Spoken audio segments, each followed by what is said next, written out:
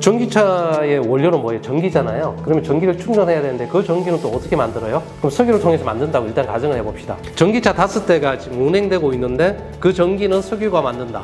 그게 사실은 일리가 있는 말이에요. 산업혁명에 가장 이득을 본 국가는 어딜까요? 너네들은 이미 다 이익은 취할 건 다 취해놓고 우리가 이제 막 개발을 하고 성장해 보려고 하니까 규제를 한다? 이걸 강제할 수 있느냐? 못합니다. 기후 위기 관련해 가지고는 음모론이 상당히 많아요. 그러니까 그 음모론의 가장 큰 이유가 뭐냐면 지금 일어나고 있는 기후 위기는 많아봤자 한 200년 전, 짧으면 100년의 이야기거든요. 지구의 역사는 46억 년이에요. 그러니까 46억 년의 긴 기간 동안에 지구는 자연적으로 간빙기와 빙하기를 거쳐오면서 자연적인 순환에 따라서 온도가 오르기도 하고 내려가기도 하고 그랬는데 요 100년 동안에 그래요. 그러니까 46억 년에 비교해서 100년은 시간도 아니죠. 거의 뭐 찰나의 순간인데 그걸 두고서 기후 위기라고 할 수 있냐라는 게 음모론의 가장 큰 핵심이에요. 사실 그럴듯하죠. 근데 문제는 뭐냐면 46억 년 동안 우리가 지구의 그 어떤 기후 변화는 다 알 수 없습니다. 왜? 그걸 기록하고 있는 게 없기 때문에. 인간이 살게 된 그 이후부터 쭉 지구는 이제 기후 변화를 해왔는데 최근에 100년 동안의 변화가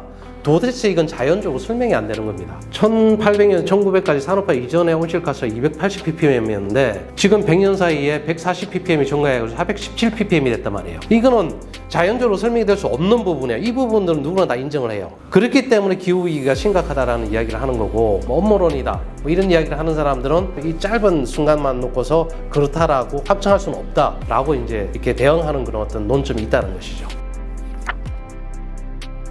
그게 사실 일리가 있는 말이에요. 산업혁명에 가장 이득을 본 국가는 어딜까요? 유럽하고 미국입니다. 그러니까 이들 나라들은 사실 지금 온실가스의 가장 큰 문제점을 지적하고 있는 석탄과 석유, 이게 에너지원이죠. 그 에너지원을 이용해가지고 경제 발전을 일으켰단 말이죠. 그러니까 유럽하고 미국이 가장 큰 혜택을 본 나라예요. 개발할 만큼 다 개발했단 말이에요. 그런 상태에서 온실가스를 줄이자. 그 온실가스를 줄이면 석유, 석탄을 쓰지 말자는 거거든요. 그러면 지금 인도하고 중국이 가장 큰 반발을 하는데 이제 막 경제 성장을 하려는 나라에서 가장 중요한 거는 어떤 곳이든 간에 에너지가 중요합니다. 그러니까 지금 값싼 에너지는 석유와 석탄인데 중국과 인도는 석유와 석탄이 필요하단 말이에요. 근데 전 세계가 파리 기후변화 협약을 통해서나 국제 협약을 통해 가지고 온실가스를 줄이자. 중국과 인도는 당연히 반발하겠죠. 제가 생각해봐도 반발할 수밖에 없을 것 같아요. 너네들은 이미 다 이익은 취할 건 다 취해놓고 온실가스 증가에 가장 큰 역할을 한 상대가 너네들인데 우리가 이제 막 개발을 하고 성장해 보려고 하니까 규제를 한다? 이게 공평하지가 않잖아요. 그럼 어떤 방법이 있을까요? 제일 좋은 방법은 미국과 유럽이 자기들이 그만큼 성장한 그 혜택을 돌려주는 겁니다. 재생에너지가 가능하게끔 그런 투자를 해주고 공적 기금을 통해 가지고 전 세계에 지원해 줄 수 있는 그런 시스템 마련이 가장 큰 해결책이라고 저는 생각이 돼요. 파리 기후변화협약이 2015년 15일 날 체결이 됐는데 190개국이 모여가지고 정상들이 모여가지고 앞으로 온실가스를 감축하겠다라고 서명을 했어요. 자, 2015년 12월이면 지금 얼마나 됐죠? 한 5년 지났죠.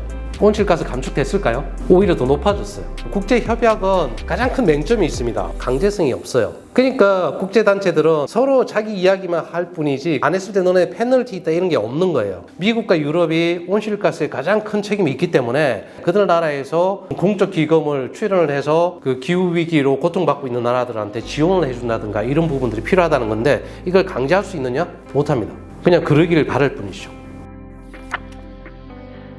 싸움이 안 되는 게 우리나라도 마찬가지돼. 만약 유럽과 미국이 탄소세를 만들어가지고 적용을 하잖아요. 전혀 다른 나라하고 무역 안 하고 우리나라만 먹고서는 아무 문제 안 돼요. 지금 우리나라가 제조업이 33%입니다. 그리고 수출 규모가 엄청나요. 전 세계 10개국 안에 들어가면. 그러니까 우리나라는 다른 나라하고 물건을 수출하고 수입하면서 살아가는 나라예요. 근데 만약에 우리나라가 유럽과 미국에 탄소세를 매겨버리면 우리나라의 제품은 100원에 수출하던 것이 1100원에 수출하게 되는 거예요. 그러니까 유럽에 있는 소비자들 그걸 사겠어요? 안 사는 거죠. 이게 이제 심각하다는 거죠. 중국도 마찬가지입니다. 인구가 워낙 많기 때문에 내수 시장은 되겠지만 G2까지 거론되고 있는 이유는 값싼 노동력을 이용해가지고 수출을 통한 그 경쟁력이거든요. 근데 탄소세가 적용되면 중국의 제품들은 가격 경쟁이 떨어질 수밖에 없어요.